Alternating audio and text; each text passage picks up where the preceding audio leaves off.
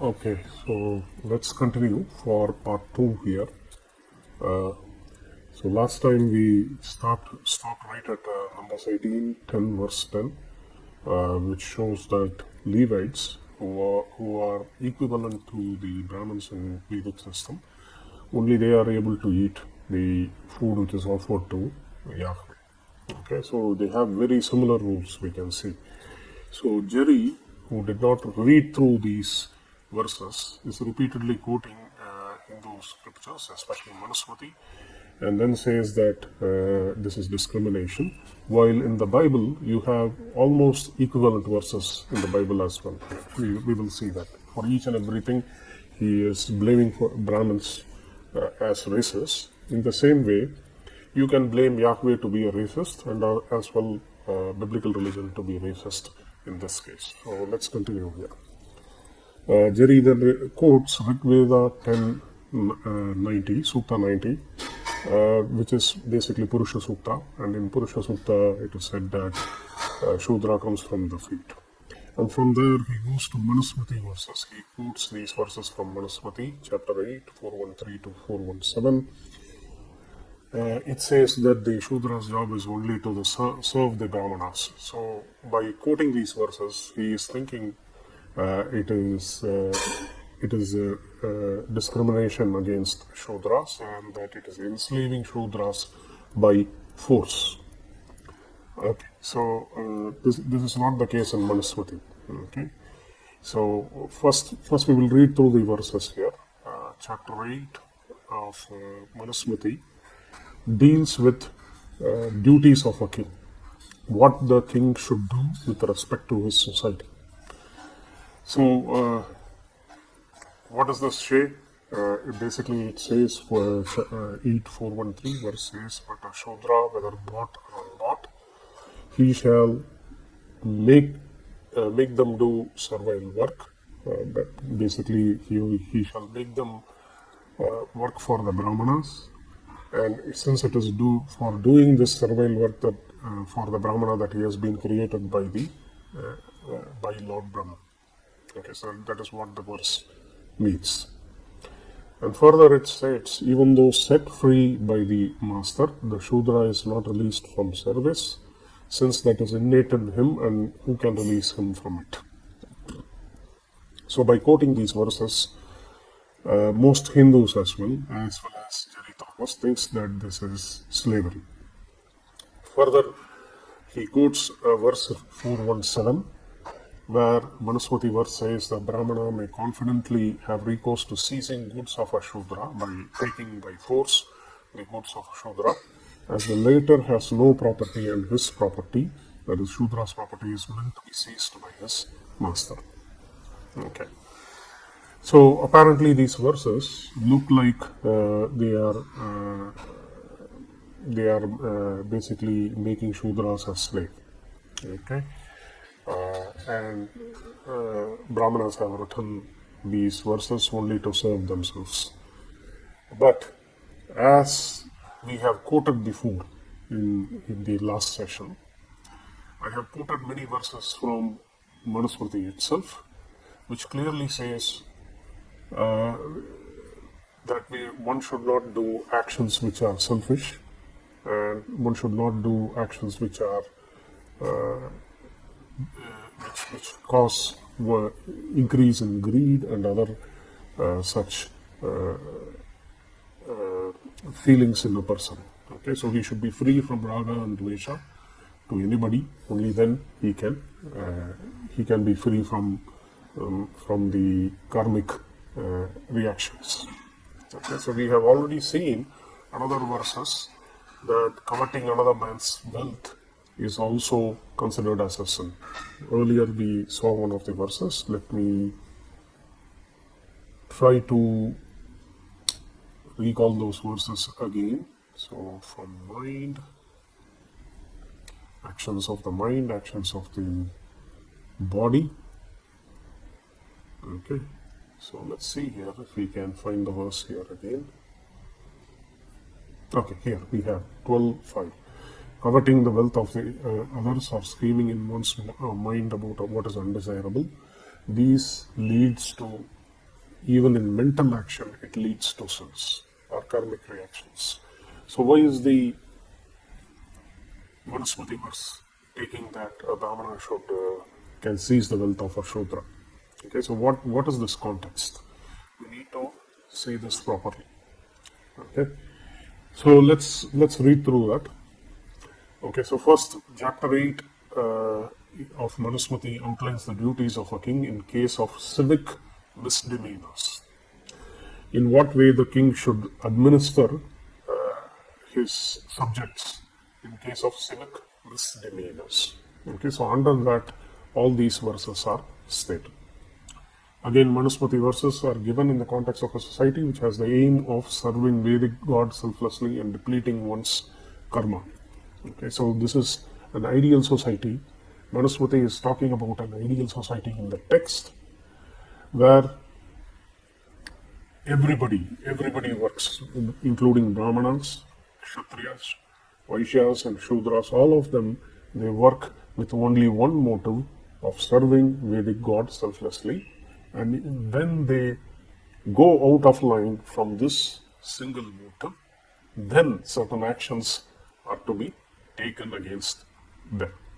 Okay, so under that context, these verses are being given.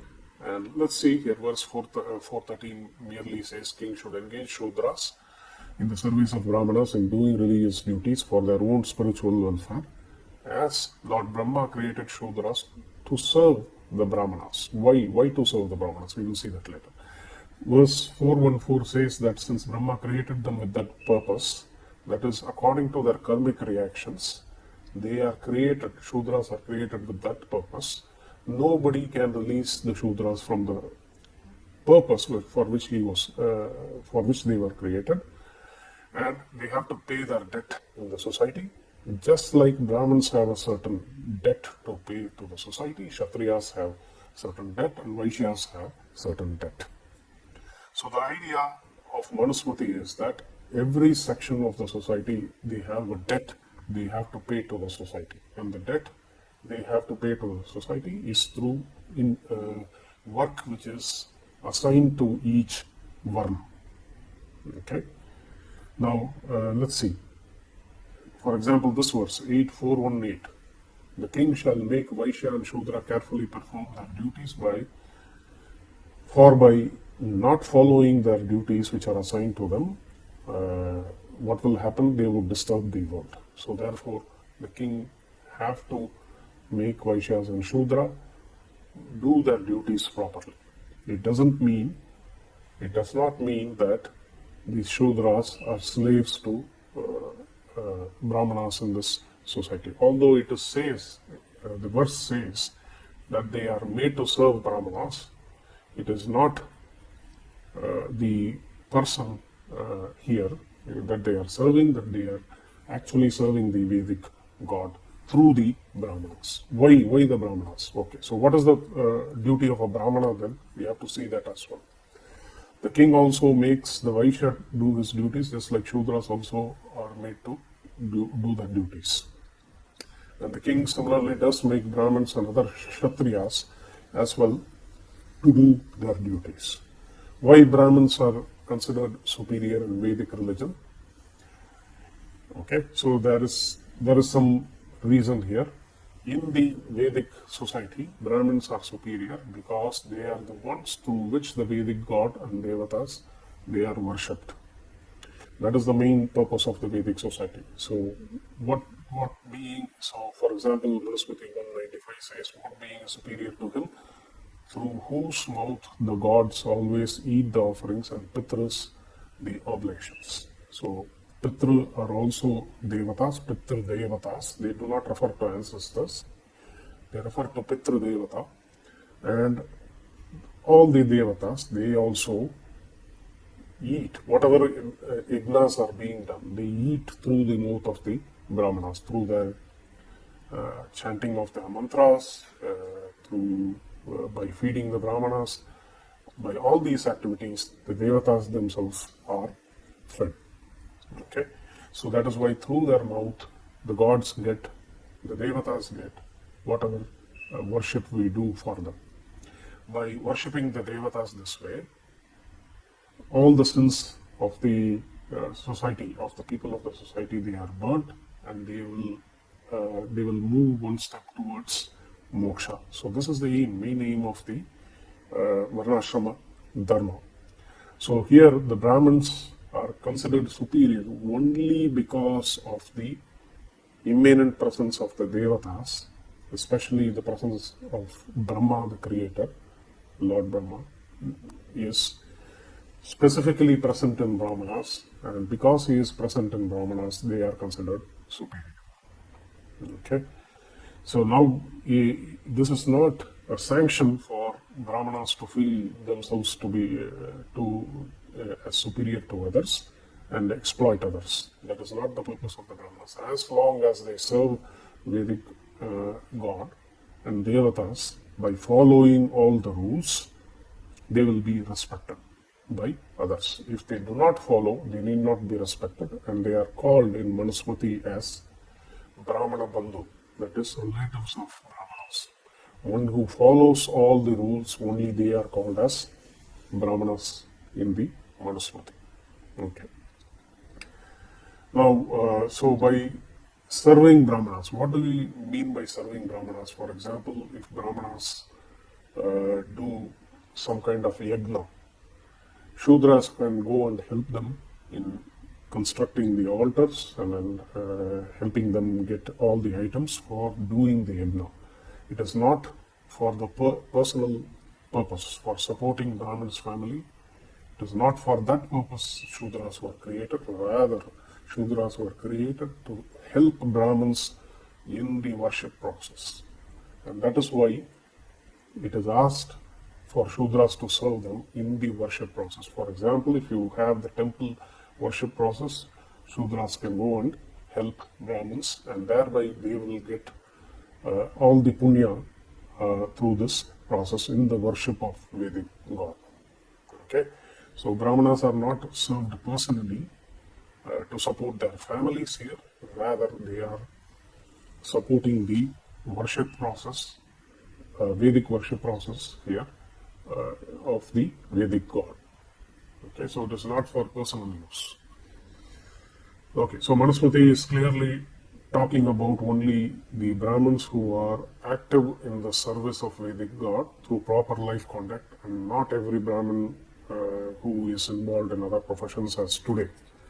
So if Brahmins are involved in other professions, in industries, in let's say secular schools and other areas, then it is not necessary for Shudras to serve them in their activities. It has nothing to do with the secular activities. All the prescriptions which are given in Manusmriti is only with one motive of worship of Vedic God and nothing else. So if a Christian says that this is discrimination employed by Brahmins themselves, and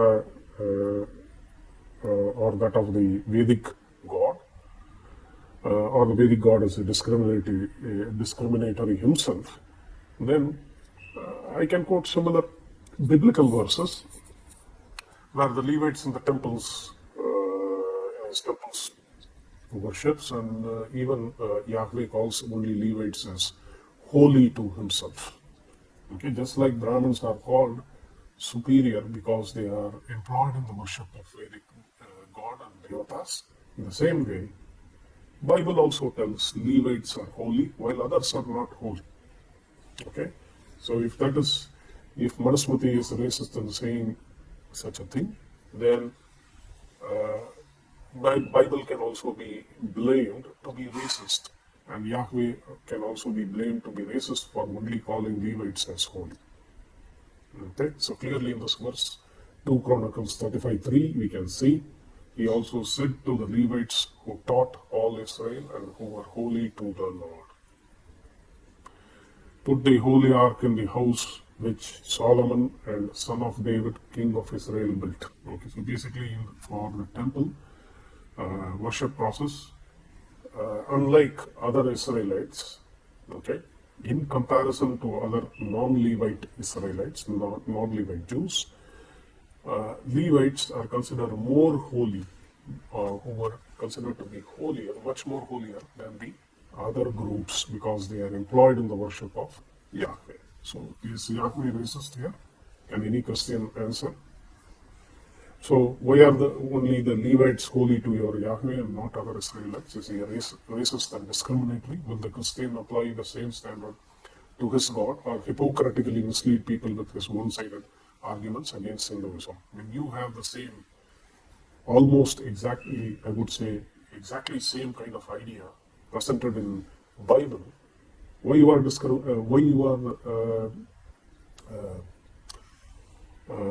speaking against Hindu verses when your own Bible verses also talk the same? Why do you criticize Hinduism while your Bible also teaches the same kind of teaching with respect to the Levites here?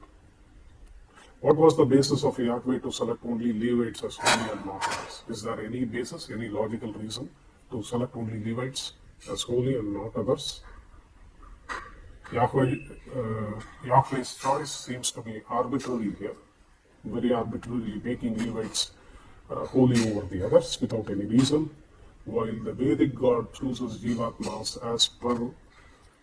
chooses spirit souls as Brahmanas as per their karma. If they do better karma, if they control their minds, then they are born as Brahmanas in their next birth, and then they serve the Vedic God with purity of mind. Okay, so if by the way, I forgot to tell who is classified as a Chandala in Manusmriti. I didn't quote the verse. However, I am going to, in the same chapter, Manusmriti, you are going to see that if you read through the chapter 10 of Manusmriti, you will see that Chandalas are sons born to a Brahman woman and a Shudra man. Okay, so a Brahmana woman and a Shudra man. According to Hinduism, a Brahmana is considered, a male Brahmana is considered to be equal to father and father for everybody because of the special status he has in serving the Vedic God here. Because of that, he is considered, a male Brahmana is considered as a father, and a female Brahman woman is considered as a mother to all. So when a Shudra man marries a Brahmana woman, it is considered as marriage between mother and son, and therefore it is considered an extremely sinful reaction, and the child born is classified as Chandala. And because of this kind of relationship between Brahmana woman who is considered as a mother to a Shudra man, because of this relationship, okay, between somebody who is in the state of a mother and another male guy who is in the state of a son, because of this relationship, it is considered as extremely sinful relationship, and the child born through that relationship is also considered extremely sinful, and therefore Chandalas are not allowed to come into worship of Vedic devatas. They are not allowed to do that because of the sinful relationships. Now, let's go back to the verse here.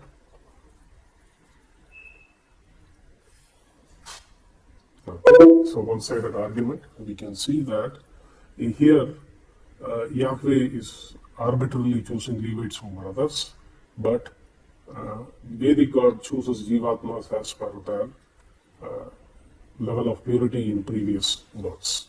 If they succeed to control mind, speech and body, then they are born as Brahmanas. Sometimes, due to excessive punyas, even tamas jivas are born as Brahmanas, and they do sinful activities even after being born as Brahmanas. Let's continue. If Jerry blames Hinduism and reincarnation for discrimination, then Yahweh and Bible is not any different. In fact, much worse. For commanding Israelites to take sex slaves and slaves from infidels, with explicit purpose of satisfying their lust. Nowhere in Varnashrama dharma, the purpose of Varnashrama dharma is to satisfy their own lust.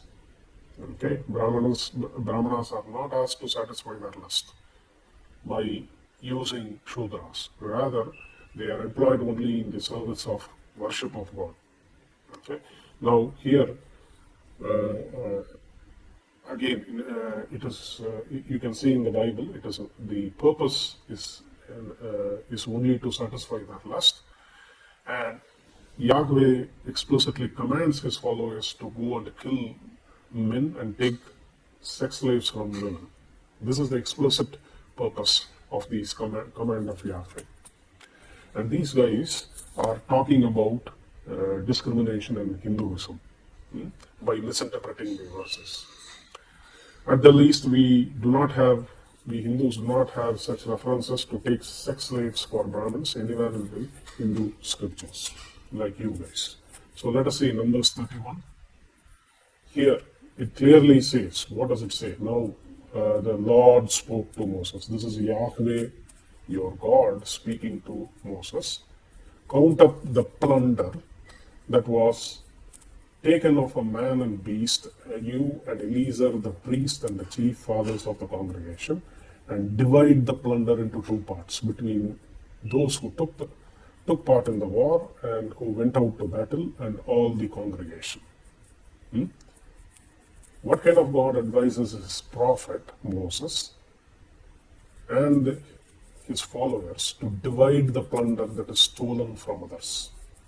Here Yahweh openly explicitly commands to take plunder from others, including men, women, etc., and divide the plunder among themselves. So let the audience decide which God is divine or demonic here. And these Christians are talking about Hinduism.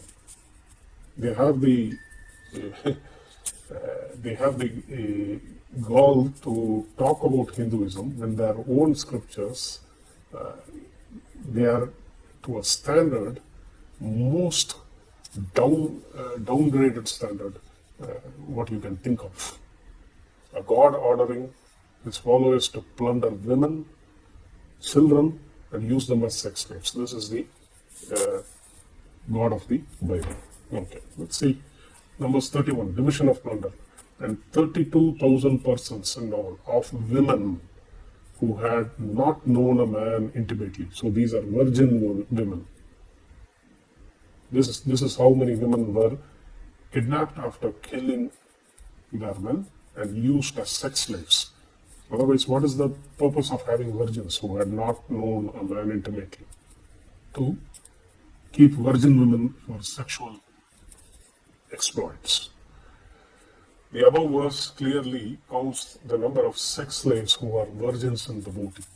In the loot, are these the commands of a god or that of a demonic being? You think, you Christians, especially Jerry, you think about it. Jerry Thomas, you tell me with intellectual honesty, are these commands of a god or that of a demonic being? Let the audience decide which is divine and which is demonic and arbitrary. So let's continue with the Manusmriti verses. Then he quotes, the Brahmana may confidently have recourse to seizing the goods. Is this verse not different from plunder here? No. Why? Let's see here. Let's read. The purpose of the Vedic society is only to serve God. It is not for any selfish purpose. So if a Brahmana lacks goods, lacks materials in completing some worship process, in that case, he can seize the wealth from a Shudra. Okay? So is it only from a Shudra? Manusmriti also talks about seizing wealth from other rich Brahmins who do not do any Vedic sacrifices or any Vedic yajna. Not only from Brahmins, but from Kshatriyas and from Shudras. from Vaishyas. So Brahmins are allowed to take wealth from other Brahmins, other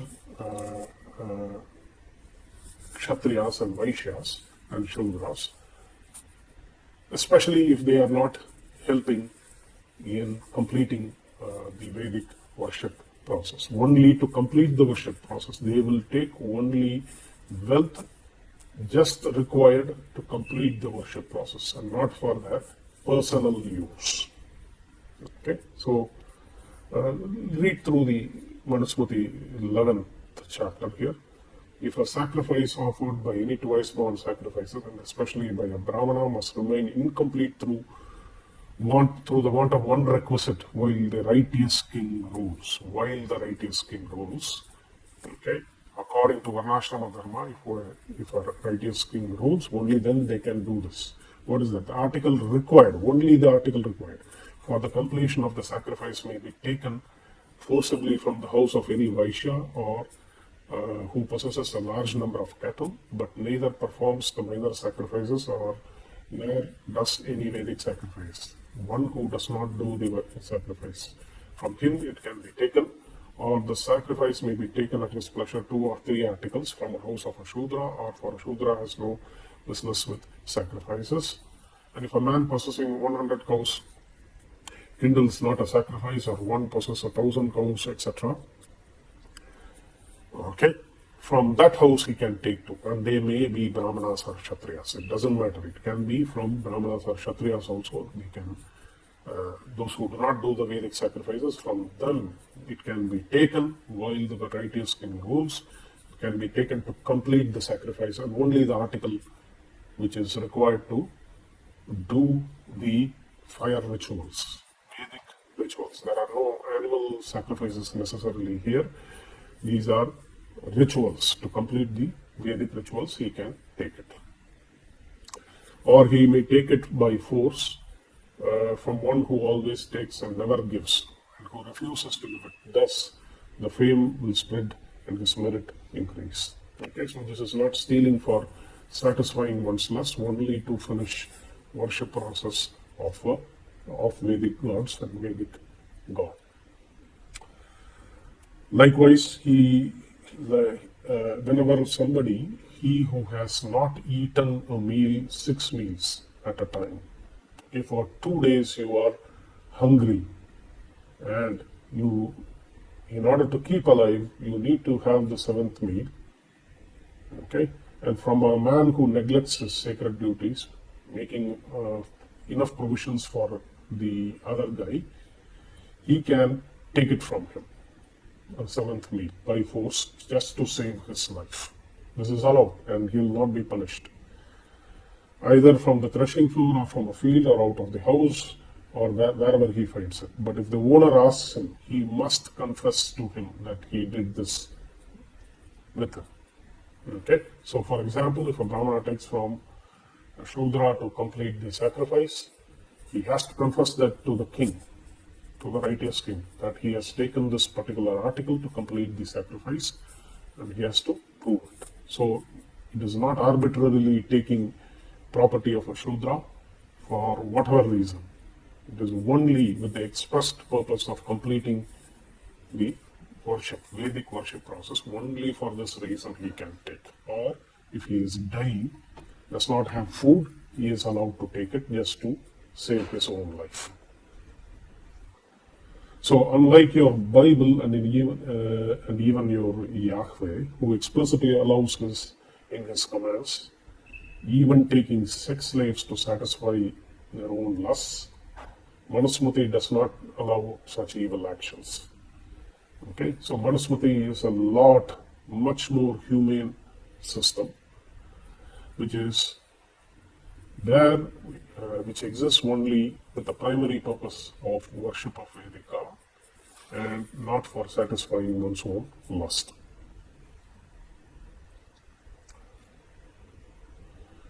There are other Manusmriti verses. Basically, Jerry Thomas quotes this verse, particularly this verse, that to prove that in Vedic society, Shudra cannot own any property. But the verse doesn't say that. In fact, the verse says Shudra owns property. He has a property. But later, it can be seized from him by a Brahmin only with the express purpose of completing the Vedic ritual processes, not for any other purpose. So the verse itself proves that Shudra does own properties. There are other verses, for example, which prove that a Shudra does own property. A Kshatriya shall pass through misfortunes which has befallen him by the strength of his arms. So if he has problems in wealth, then he can go for fighting, okay, in wars, and then he can earn wealth through that process by being paid by a king or some other person. A Vaishya by his wealth, by his business. By doing business, he can gain wealth, and a Shudra by their wealth. So clearly, this verse says a Shudra obtains or does own wealth of his own.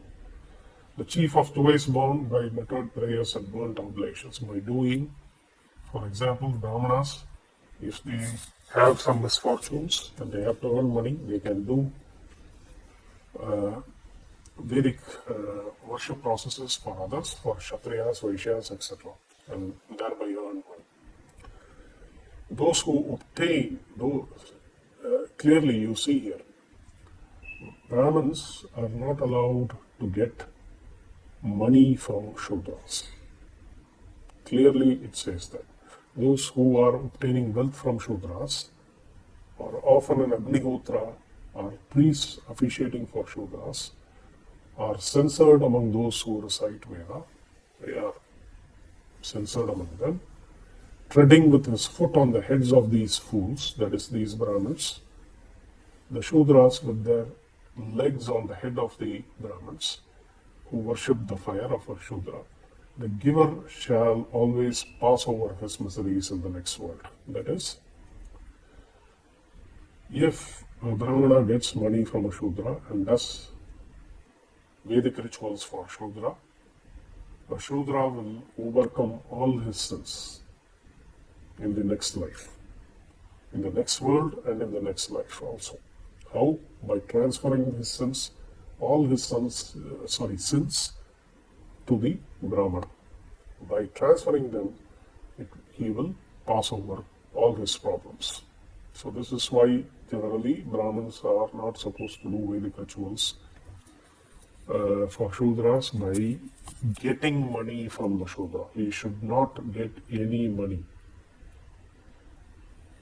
Okay, so obtaining, if he gets any money from a Shudra for doing Vedic rituals for him, he will sink.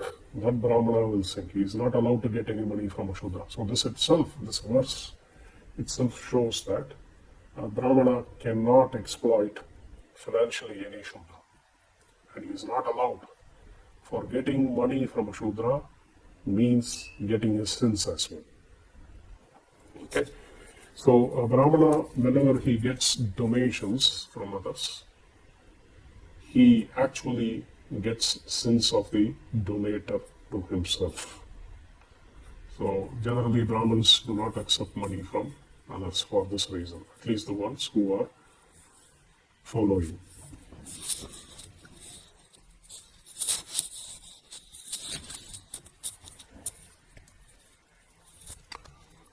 Okay.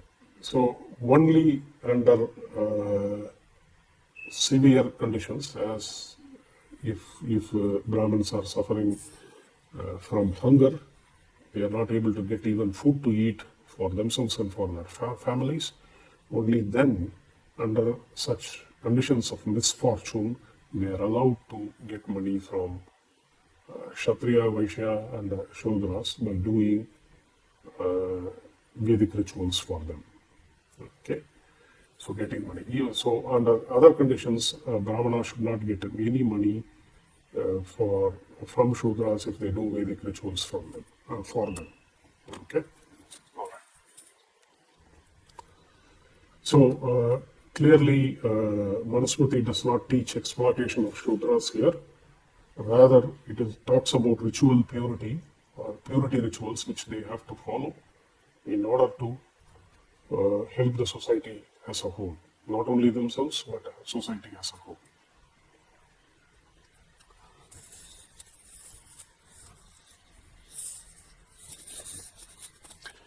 Okay, so now I will expose the other part of the, we'll talk about part 2 here, exposing Bible and slavery and sexual slavery history in the Christian world. I'm not going to talk much about the history of slavery in the Western nations, especially the white Christian nations, over the last 500 years. From the Spanish to the British to the French, everybody was involved in slave trade. In addition to that, we know USA was involved in slave trade, and the entire black community were taken as slaves from Africa to USA. And that is based upon Bible. Most of the slave owners were who were Christians, almost 100% were Christians. They justified the slavery from Bible verses, and we know that from history as well. But let's just read through the Bible itself, which allows slavery. Christians who claim Hinduism has caste discrimination, we have seen the so-called caste discrimination is not based upon any exploitation. Rather, it is all based upon misunderstanding of the Manusmriti verses and misinterpreting them. Brahmins are, at least by the high standards of Manusmriti, Brahmins are not allowed to exploit anybody or get even money from Shudras. So this is not caste discrimination at all. It was a strawman argument. However, the reality might have been different. Okay, the Hindu scriptures do not allow discrimination, but reality, men are not 100% perfect, and there has been, unfortunately, there has been discrimination by certain caste Brahmins, and there has been discrimination, for example, by Shudras also. For example, all the kings in the known history of India, right from Vijayanagar kingdom in the south, to many of the fighters like Shivaji and others, they did not belong to the Brahmin caste. They belonged to, most of them belong, at least in the Vijayanagar kingdom, they belonged to a Shudra caste and they became kings. Okay, so it is not that only Brahmins were discriminating others, rather, unfortunately, some Shudras were also discriminating others. So we'll talk about that.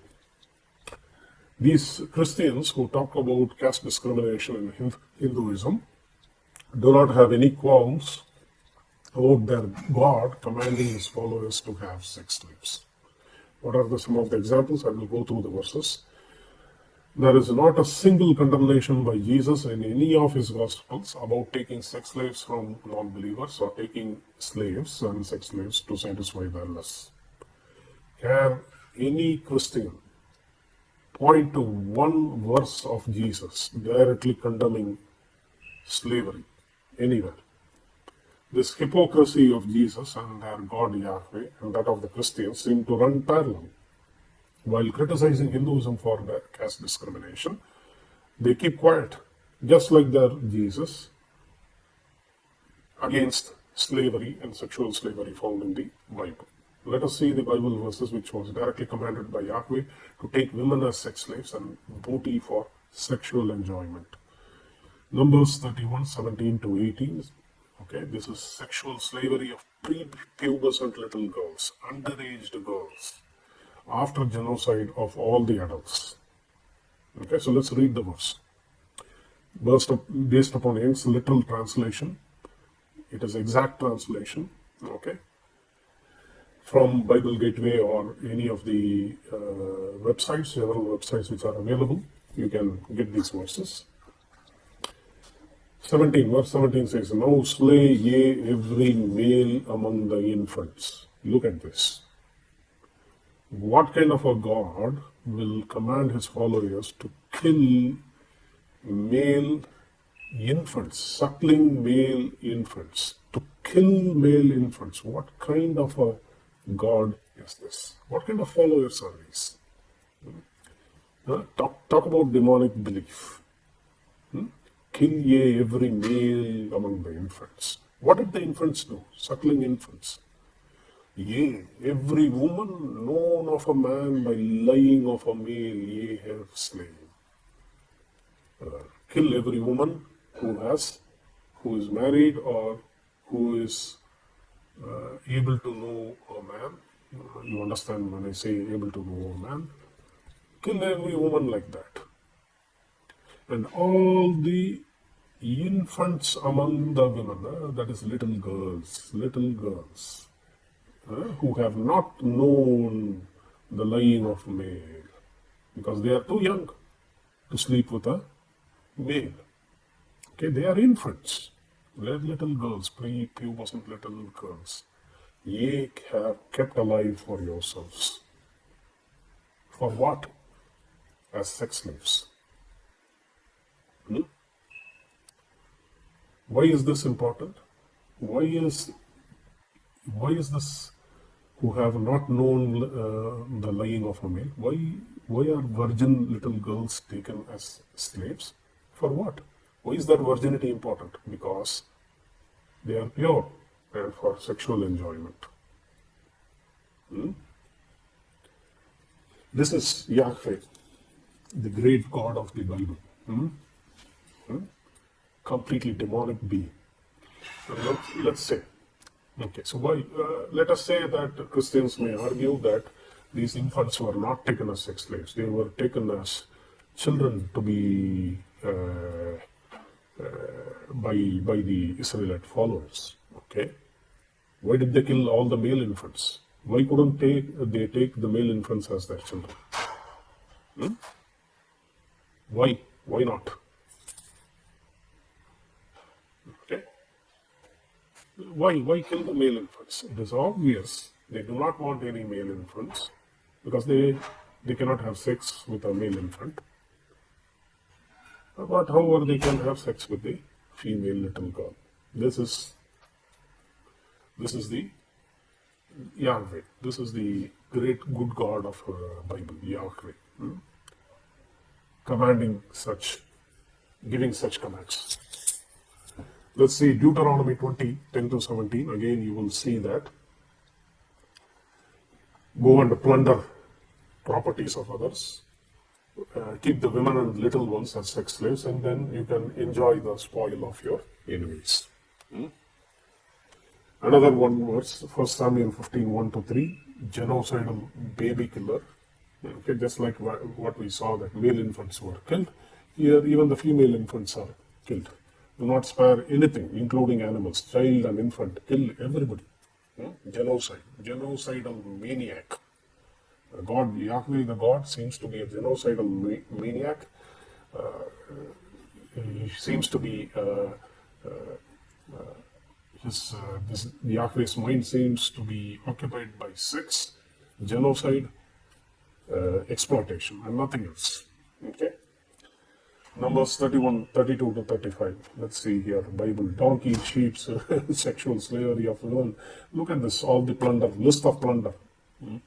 The plunder remaining from the spoils of the soldiers consisted of 675,000 sheep, 72,000 cattle, too many donkeys. Okay, I don't know what's up with these donkeys. And then 32,000 women who had never slept with a man. Again, sex slaves. Judges 5:30, great wisdom in the Bible, distributing sex slaves and little girls as sex toys for believers. Are they not finding and dividing the spoils? A woman or two for each man. Oh, great. Maybe one or two, maybe 10. Who the hell knows? I think we have enough examples of biblical wisdom here for one video. Okay, maybe you will not be able to cover entirely.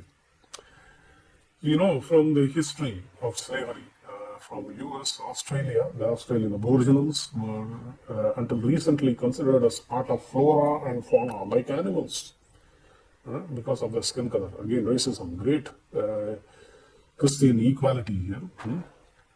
In South Africa, we can see the same thing. Canada, where the Indians were kidnapped, Indian children were kidnapped and then raped and then buried in several churches in last century. All this truth came out recently. Okay, so I wonder why no Hindu used Vedas for enslaving anybody. If Christians claim that caste discrimination is slavery, why didn't they own slaves? Why is there not in the known history of India any slaves which were owned by Brahmins? Okay, there is absolutely no history. In fact, most of the Shudras were kings. In all the known history, most of the Shudras, they were kings. For example, the ruler kingdom, Vijayanagar kingdom, the main kings, they all, Hakka and Bukka, if I remember, they were Shudras who were fighting against Islamic invaders. They became kings and they were crowned as kings by Brahmins in the south, by Brahmin schools. Both Advaita and Dvaita school crowned them as kings. Even Vikramaditya, he was not from a Kshatriya family, he is from a Shudra caste.